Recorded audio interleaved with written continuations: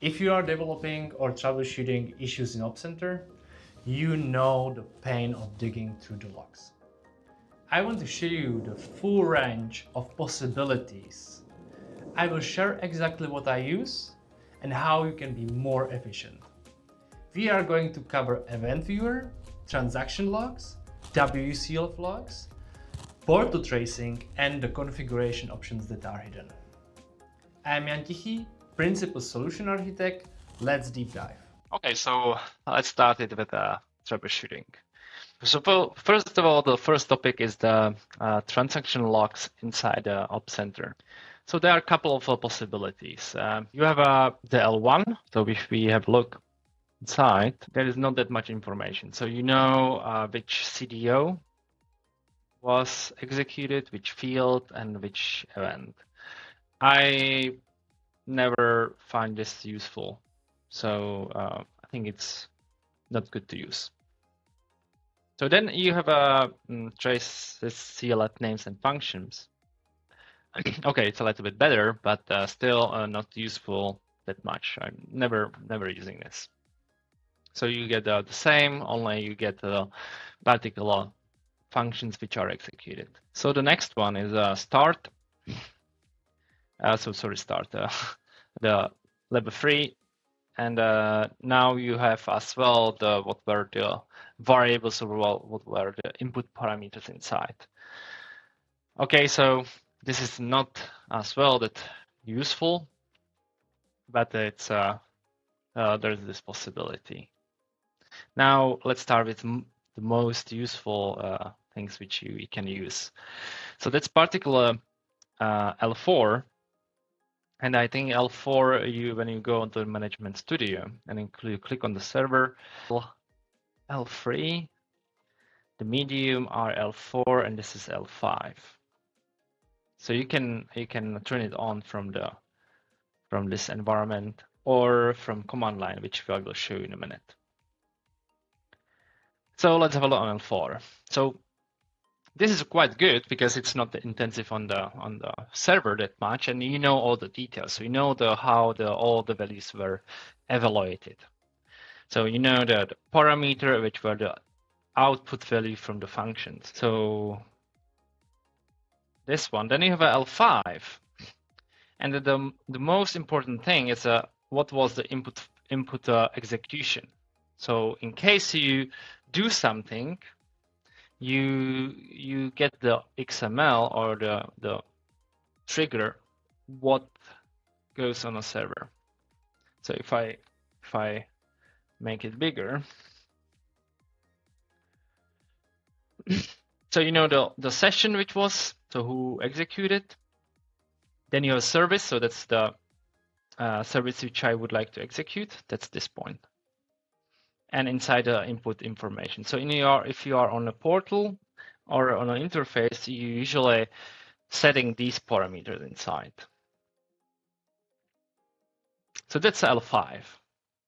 And the most beneficial is there's the most information is L6, level 6, which gives you the statements. The thing is, you need to know the command that you will see it. So you can see that this part is the same, but you will have way more detail at the end. So how you can do it? So if you can see right now, I have an installation of the server on program files, Camstar inside server, and if you go and enable L6, it will be enabled. You cannot do it from the Management Studio because it's actually not there. Maybe in next version. So what you can do, how you can see what where you can find these transaction logs. So if you go and we try to execute something from an interface, so let's say we will deploy some of the resources. So let's say we have a 3 or 4, something in bulk. So let's say factory, and we execute it. You know, now it's we executing each of the maintenance on upfront. So you know what we are doing at the moment is, so how the command looks like is I would like to execute some resource. This is our factory and some other details. Then if I go inside the portal and wait a little bit, and then that's so if we go on a modeling audit trail and we these resources, and that's the same. So we know what happened with each of the field.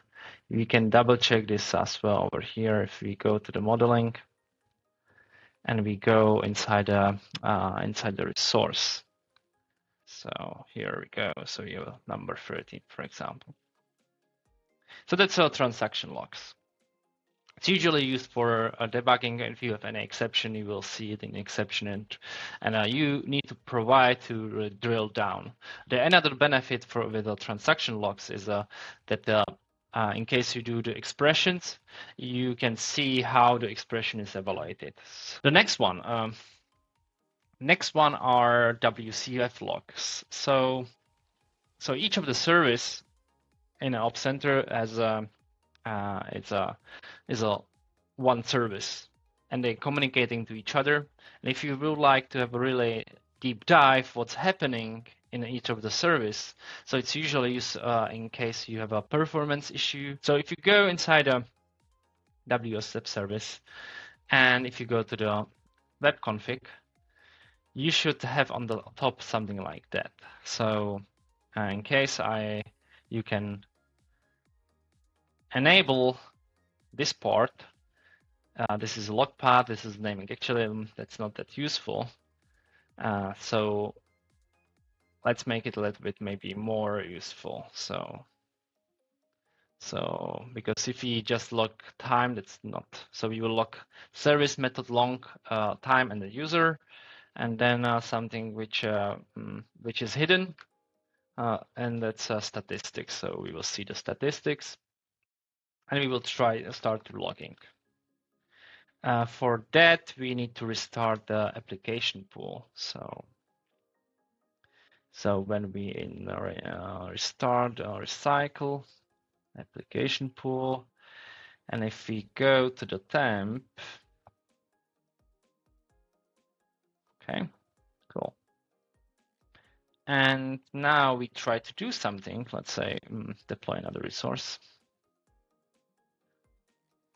Resource, another one, and we can edit.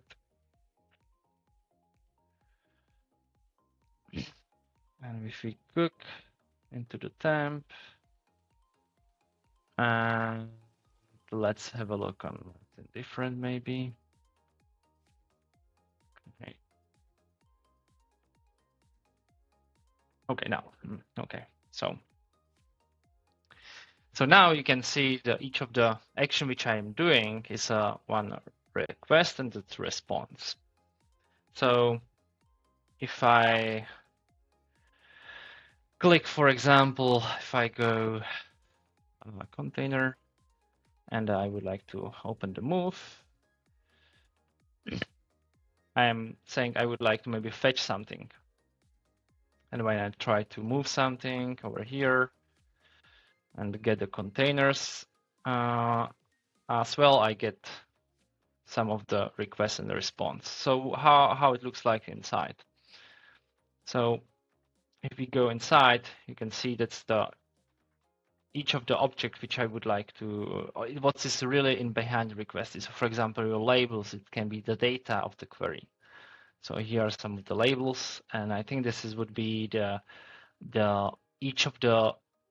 this is actually each of the container which you saw in a grid.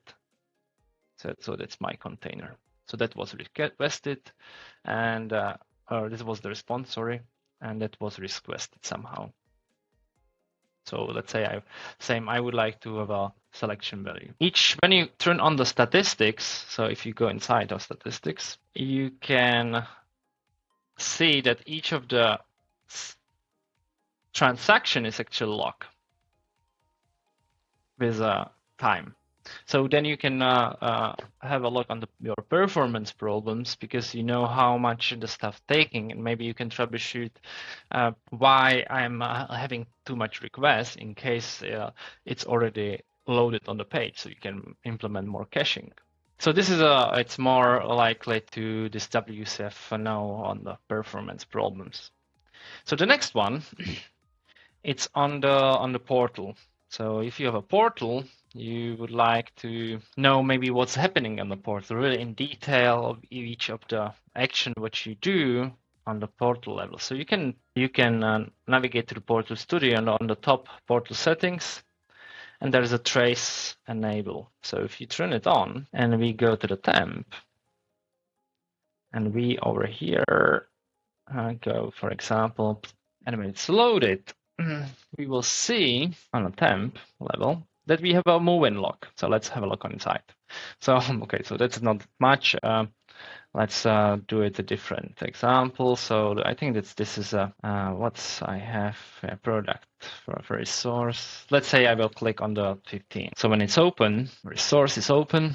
So what is it saying? Hey, it's what was done actually. So I had this resource, and you can see what is on each of the action. What happened. So for example, I click on something. I click over here, and the click means that the row was selected, and now all the components which you saw on the page were loaded. Here are the details what's happened inside. So the next one, it's this was on the portal which you saw, and each of the portal has a execution code behind.